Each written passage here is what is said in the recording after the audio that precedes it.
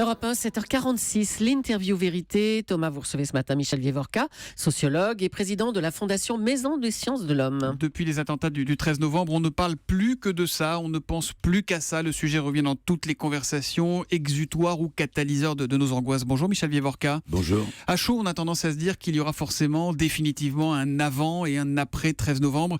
Qu'est-ce qui a vraiment changé depuis ce carnage ? Beaucoup de choses, effectivement. On a raison de réfléchir ainsi. Je pense que le plus important, c'est la prise de conscience qu'après 50 ans de quasiment paix pour la France, et donc d'absence d'histoire aussi, parce que l'histoire, c'est la guerre, c'est le contraire de la paix, eh bien, la France est rentrée dans une nouvelle période historique. Une période de guerre, donc ? Alors, le mot guerre est un peu ennuyeux si on le prend, si on veut lui donner un sens précis. D'abord, la guerre, c'est un concept qui a des dimensions juridiques. Et puis, on sent très bien que le mot guerre n'est pas tout à fait adapté, mais en même temps, si on propose d'autres mots, on a le sentiment qu'on minimise les problèmes. Donc, je vais l'utiliser, mais sans adhérer parfaitement, parce qu'il y a des dimensions purement policières dans cette affaire. On l'a vu à Saint-Denis. Alors, qu'est-ce qui a changé ? Donc, c'est cette prise de conscience. Et puis, deuxièmement, on s'aperçoit en regardant certains groupes dans la société française, ou certaines parties de la société française, que oui, vraiment, notre société se transforme. J'en donne 2 exemples, si vous voulez. Premier exemple, la jeunesse. Quand on regarde qui a été atteint le plus directement, Bataclan, les restaurants, etc., on s'aperçoit que ce sont avant tout des couches moyennes, aisées, ou pas tellement aisés, mais quand même, qui ont les moyens d'aller au restaurant, au spectacle, éduqués, qui sortent, qui aiment la vie, qui aiment se rencontrer, et c'est pas toute la jeunesse, évidemment. Mais cette partie-là, elle se sent extrêmement atteinte, elle ne vivra plus comme avant. Mais il y a une autre partie de la jeunesse dont on ne parle pas beaucoup, qui est cette partie qui ne sort pas, qui habite dans des quartiers éloignés du 11e arrondissement, s'il s'agit de la région parisienne, dans des banlieues, etc.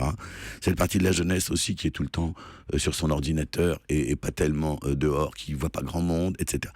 Et donc je pense que nous devons réfléchir à la façon dont on pourrait parler de la jeunesse dans son ensemble, plutôt qu'en avoir une vision fragmentée. Ça renvoie un peu à ce qui s'était passé au moment de Charlie Hebdo. On avait l'impression que tout le pays était dans la rue, que tout le pays était ému, et puis quelques jours après, on s'était dit, mais non, c'est pas tout le pays, il y a toute une partie du pays qui reste un peu à l'écart de ça. Quand vous entendez les jeunes, les moins jeunes chanter la Marseillaise, quand vous voyez ces drapeaux français, vous dites, attention, c'est pas forcément toute la société qui chante ? C'est pas toute la société qui chante. Je dis pas que le reste de la société est hostile, évidemment pas. Je pense que dans l'essentiel, il y a de la compréhension.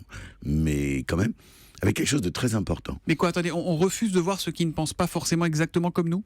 Écoutez, il y a beaucoup de gens dans ce pays qui ne se sentent pas concernés par les bistrots, les salles de concert, etc., du quartier de la Bastille. Mais par la terreur qui a été semée, oui. Qui se sentent effarés, évidemment, par cette terreur, parce qu'elle est indiscriminée.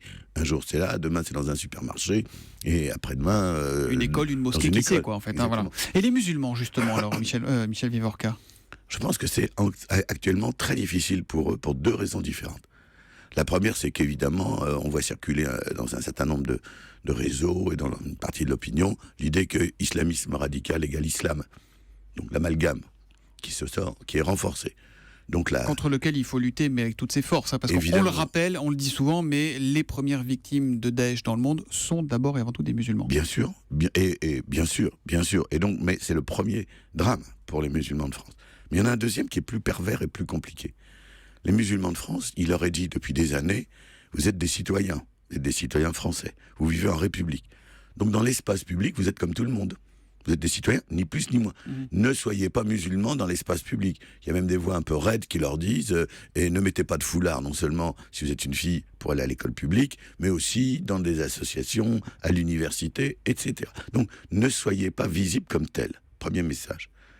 Et deuxième message, écoutez, vous qui êtes musulmans, vous et vos responsables, vos imams, etc., dites dans l'espace public, dites bien que vous êtes contre Daesh, contre cette violence, contre la barbarie. C'est une injonction très disqualifiante, très dure à entendre. Et donc... on les oblige à se positionner là où on n'oblige pas les autres à se positionner parce que ça tombe sous le sens pour les autres, c'est ça ? Si vous dites, est-ce que vous allez dire aux chrétiens, vous devez vous positionner contre le Ku Klux Klan parce qu'ils se réclament du christianisme ? Évidemment pas. Donc, si vous voulez, il y a quelque chose de dur à supporter. Et vous voyez, entre la haine directe et ces messages ambivalents, c'est très difficile d'être musulman aujourd'hui. J'ai une question à vous poser suite, vous avez entendu les propos de Michel Onfray, évidemment, il faut cesser de bombarder les populations musulmanes sur la totalité de la planète. Emmanuel Macron, ce week-end, a dit la société française doit assumer une part de responsabilité dans le terreau sur lequel le terrorisme prospère. N'y a-t-il pas un risque que l'émotion anesthésie tout débat? Est-ce que c'est pas dangereux, ça? Alors, vous posez la grande question. Comment va-t-on passer de l'émotion, du recueillement, de la solidarité qui viennent d'en bas de la société? Cette fois-ci, ça n'a pas été organisé par des partis politiques. C'est pas du tout la grande manifestation du 11 janvier.